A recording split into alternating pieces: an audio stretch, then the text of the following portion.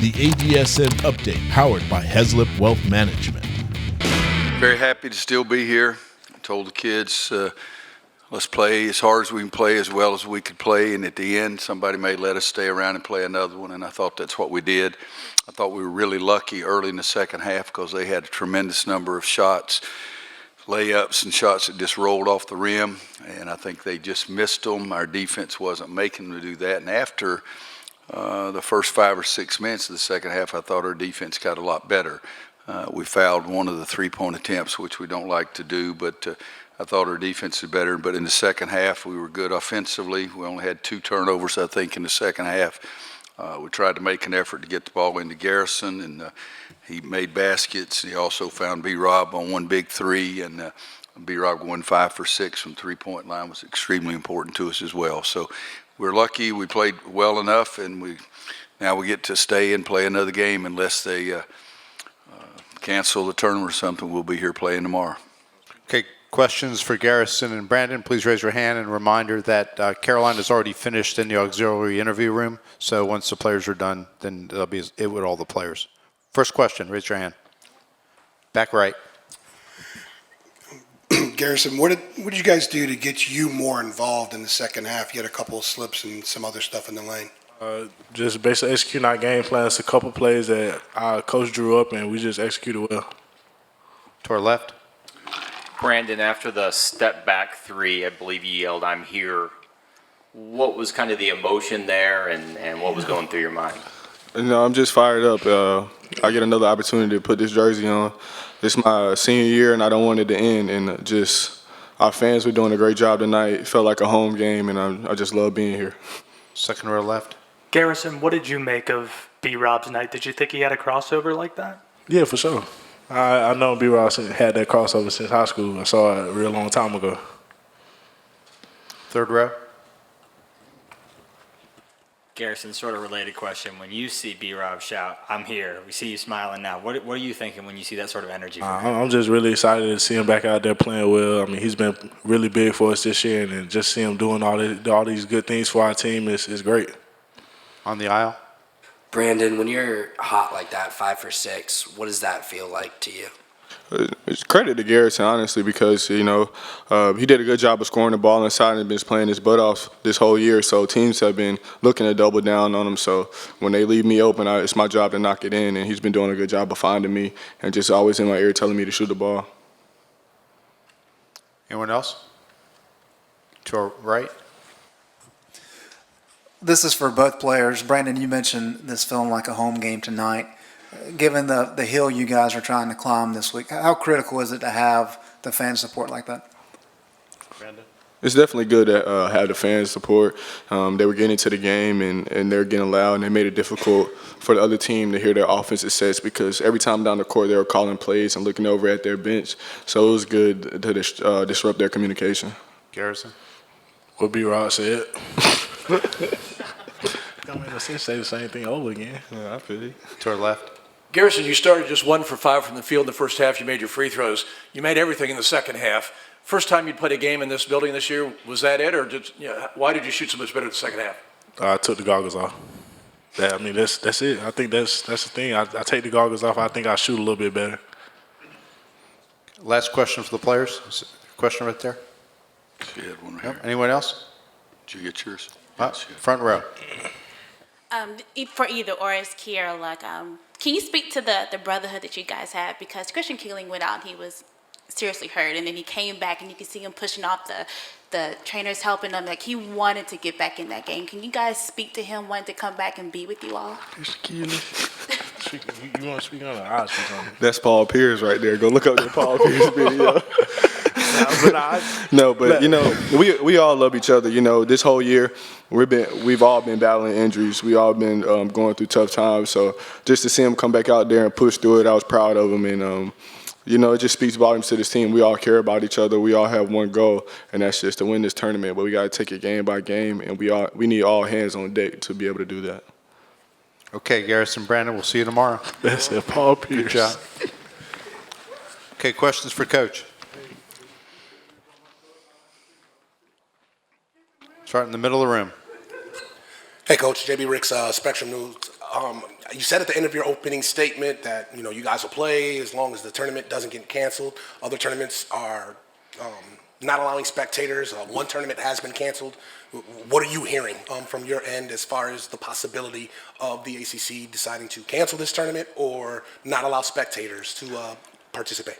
The only thing I'm hearing is because of this that we're going to cancel the ACC spring meetings. I think that'd be the greatest thing in the history of this conference. No, I'm like you guys. I watch TV and don't hear anything else. Bubba's in constant contact. Different leagues make their decisions for their reasons. The ACC will make whatever decision is continued to be made for the right reasons as well. It's a terrible situation. I mean, it's scary.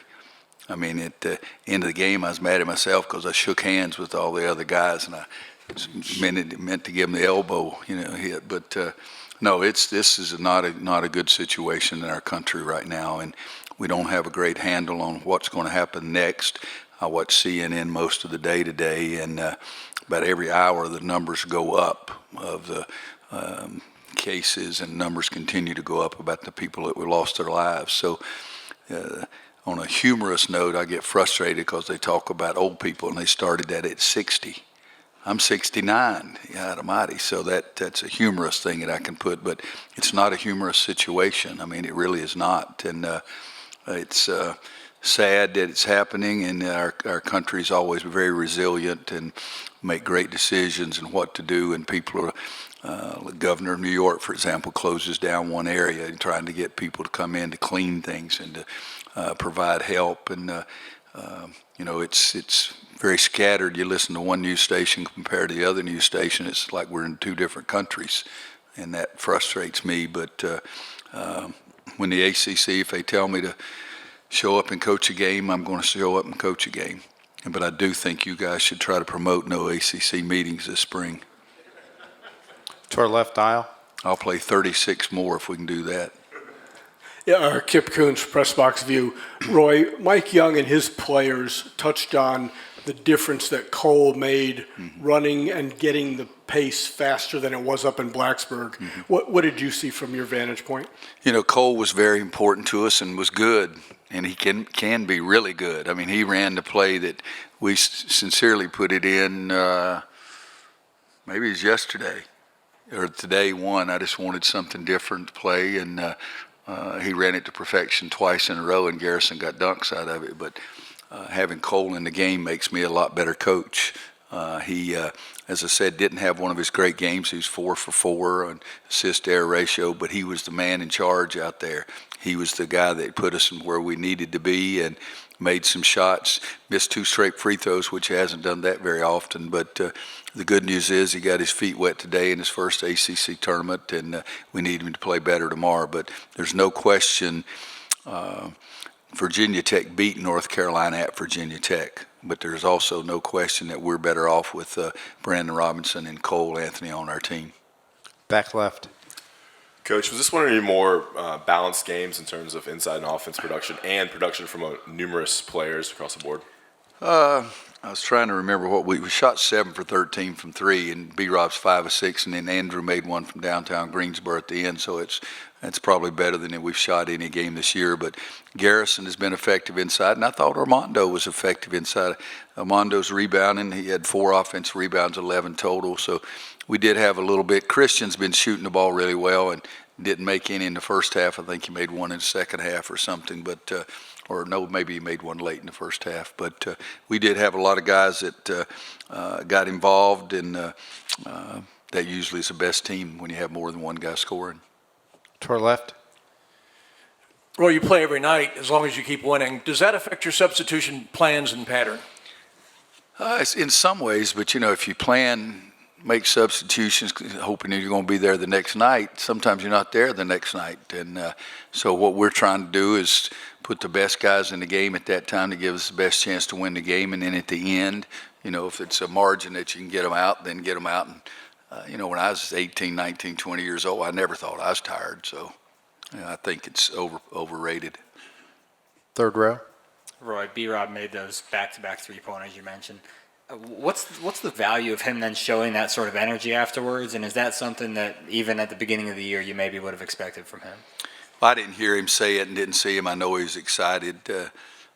We had a player one time for Coach Smith that took a bad shot and it went in, and took a bad shot and went in, and took a bad one and missed it. And he came over, and Coach Smith took him out, and he said, "I was feeling it, Coach. I was feeling it." Coach Smith said, "We'll see how that bench feels." If I'd known he had said, "I'm here," I would have said, "Well, come right over here and be right here." Just play the game. Kids are going to be kids, though. Second row aisle. Hey, Coach, how much of a benefit at all is there playing a team from a preparation standpoint on day 2 that you faced 9-10 days ago? It's the same for both teams, so it's not an advantage either way.